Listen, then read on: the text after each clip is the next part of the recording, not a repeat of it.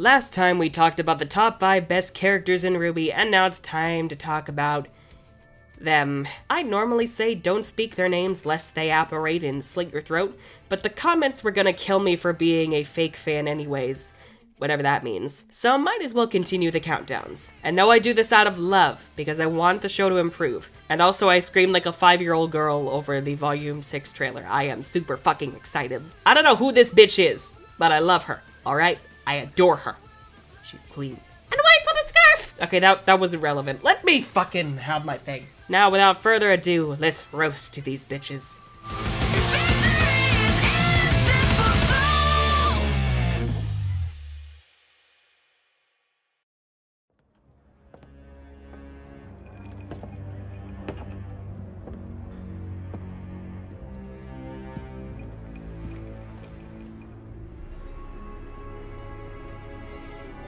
Hello, brother.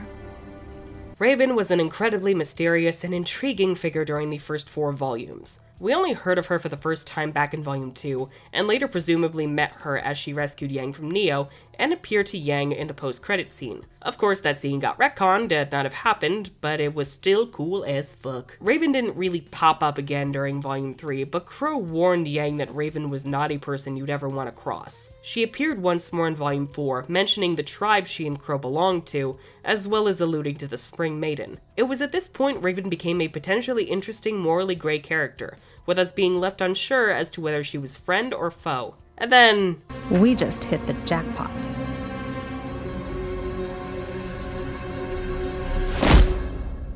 Okay, maybe that's being a little too harsh. A lot of people enjoyed her portrayal in Volume 5, as this was the first time she was truly relevant in the main plot, and we did get to see her desire to stay out of Ozpin's war, her leadership of the Bronwyn tribe, and her badass battle of the bitches with Cinder. All hail Raven, kick that bitch's ass!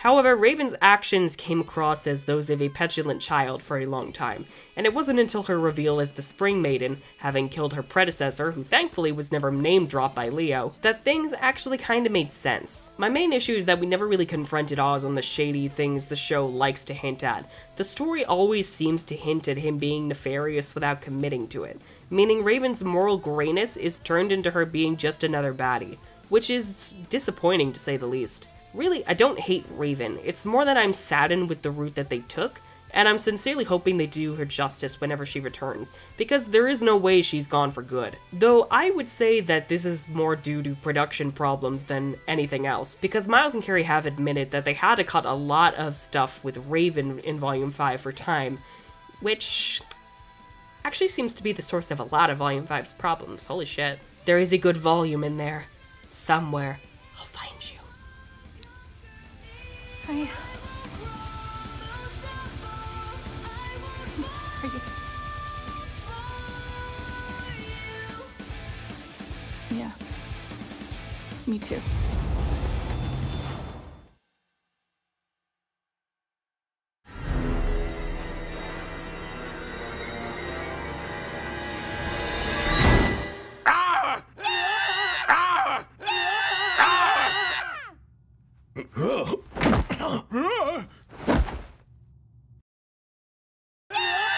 It might seem odd to put a character like a Leo on this list at all, given how little we got of him, but that's kinda why he made the list. As one of Ozpin's lieutenants, he is crucial to the story as a protector of one of the relics and the headmaster of Haven Academy.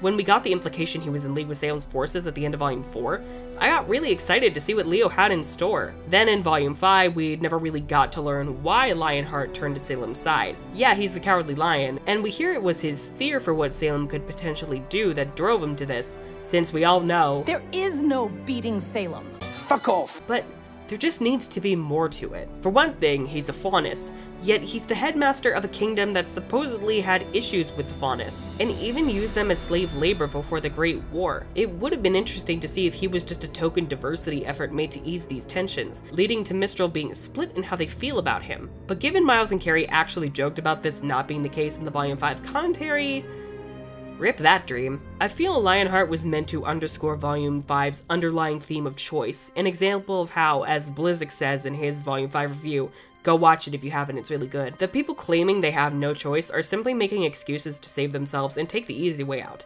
But given this theme wasn't executed all that well, it comes across as a very shallow way to handle him before his fate at Salem's hands, which I actually really do love. I fucking love that scene. Please, ma'am, I'll do anything. I can still be useful! Salem only uses people until they are no longer useful. And so, like the show, I give no fucks for this character in Volume 6 and beyond. Please! Please! Bye, Leo. Please!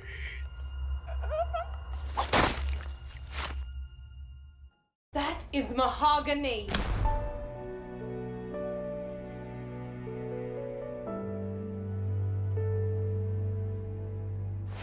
What you doing? Nothing. Just going over notes from last semester. Lame. Blake. Blake, oh Blake, oh Blake.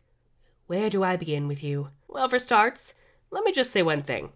I like Volume 5 Blake. She was a much more positive figure than previous incarnations of her character, and actively prevented the fall of Haven. She was great in Volume 5, and I will fight anyone who says otherwise. Leave my cat daughter alone, she's been through enough. But before Volume 5... oh boy. See, the issue with Blake is that her character has been incredibly amorphous, specifically in the first 4 volumes, 1 and 2 especially. She kept switching between wanting to be left alone and being active and partaking in Team RWBY's shenanigans, and none of this was intentionally done to highlight her conflicting feelings. Rather, it's due to the writers being unsure of how to deal with her, especially given Miles and Carrie have admitted that they're better at handling characters without as much baggage as Blake and Weiss. And while I love Blake's parents, the story didn't focus on her trauma and self-hatred enough in Volume 4 to really justify her running away from her friends without a word. And it left a bad taste in a lot of people's mouths, unfortunately. The abuse she suffered from being with Adam is never really explored, so it doesn't come across all that well, and it unfortunately really does harm the stakes of her storyline. As I've said, Blake has gotten better though in Volume 5, and I'm optimistic that this will stick with her in future volumes. Let's just hope she never regresses. However, on the note of her problematic Psycho ex...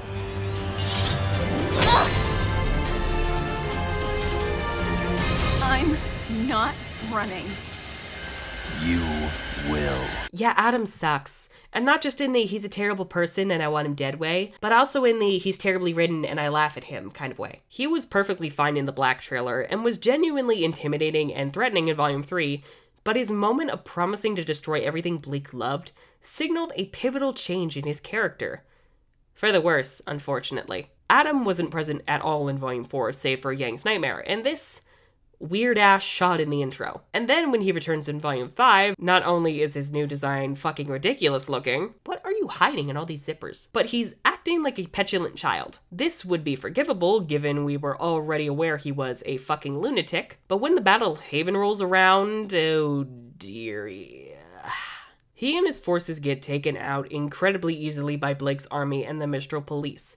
And while this isn't theoretically a problem at all, in fact, I love this, they really kind of fucked it up in terms of execution. Adam looks desperate as hell trying to blow up the school, killing himself, and then gets a blow to the back of the head and a few sword slashes before running away like a little bitch. Not even a full-fledged fight, or perhaps even him taking down a police airship in his escape. Adam is now a complete joke, as are the rest of the villains at this point. He would be threatening if only I wasn't laughing so hard at his attempts to be an edgelord. Not to mention his character is constantly torn between wanting justice for his kind and getting back at his ex, and as such, these motivations consistently destroy each other. They can't really exist without harming each other. And these motivations don't conflict in an interesting way in which we explore his mind as it slowly falls apart, his righteous goal being torn apart by his petty desires. It happens more in a what the hell are the writers doing and what do they want this character to be kind of way. And now, before we discuss the absolute worst piece of shit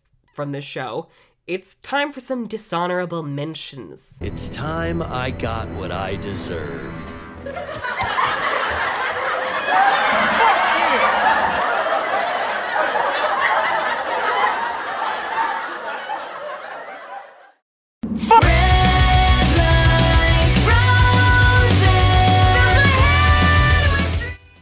was excited to see Corsica and Fennec be all shady and manipulative in their grand scheme to take the White Fang from Adam, or possibly even conquer Menagerie, or at least lure the Belladonnas into some grand trap.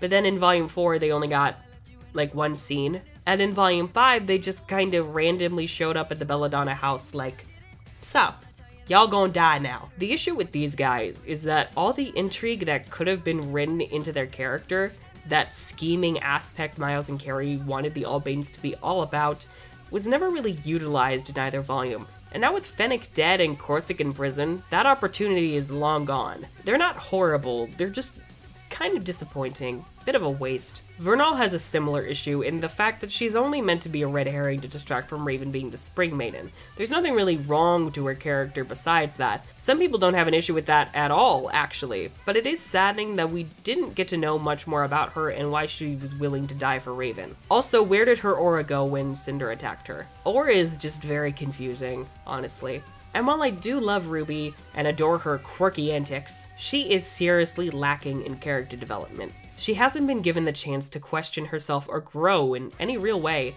She's exactly the same as she was back in Volume 1, and the show pretends she's changed with out-of-place monologues about how she's face-lost, and it's so shallow. RWBY deserves better. In fact, everyone in the show deserves better. Except number 1.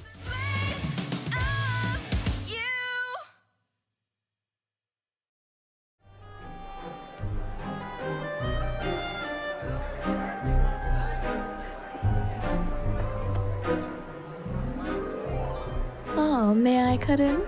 Fuck this bitch. We don't know her motivations. We don't know why she wants power so badly. Cinder's just kinda the worst.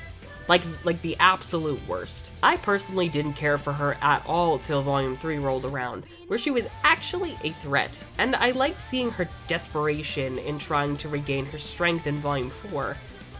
And then Volume 5, oh boy. I'm gonna make you pay for what you did! Do you hear me? Kid, Well, say something! Who are you again? Cinder is immediately back to her old self, completely unchanged. She wants vengeance on RWBY, then completely ignores RWBY during the Battle of Haven. The only way to excuse her incredibly stupid plan when she could have just quietly grabbed the relic and left was just thrown out the window for a brief encounter with Jean and a quick impaling of the narrative stakes. Cinder is not interesting. The only way she could possibly be salvaged is if she's intended to repeat her mistakes and keep returning more and more of a monster till her humanity is completely lost. But thus far the show really hasn't done much with it, or not done it well. And another huge issue with Cinder is actually an issue I have with the main plot, and that's the fact Cinder's story is so disjointed from the main four. She never even really gets a moment to confront Team RWBY. During the first 3 volumes, it was kinda understandable, given that Cinder and co were like working in the shadows, like from behind the scenes, like, oh, we're gonna kill them all, just wait and see. But considering 2 of our main 4 didn't even know the main plot until 5 years into the show, and the 4th didn't even know until literally just now, 6 years later, it doesn't give Cinder much time to really have a rivalry with Team RWBY or antagonize them in a meaningful way. She doesn't really interact with any of them, which is pivotal in an antagonist. But I will say, she is a damn good Cinderella illusion. Like, I love the idea of this twisted, fucked up Cinderella who, like, makes shit out of glass and just burns everything. That's cool. The idea is cool. It's just the execution is lacking, which is actually... yeah, that's actually the core problem of everything in the show. Oh god. So there you go, the top 5 worst characters RWBY has cursed us with. Though with an asterisk, because they might get better. Blake's kinda redeemed herself. Kinda. Next time we're gonna be covering the top 5 best songs to come out of the show, because no matter what happens, you can always look forward to the damn soundtrack. If you enjoyed this and want to stay tuned for my future content on Volume 6, feel free to subscribe and ring that bell for notifications, because YouTube hates creators. If you would like to further support the channel, you can pledge over on Patreon, or check out the links in the description to my upcoming book. I'm the Unicorn of War, and this has been a shit show.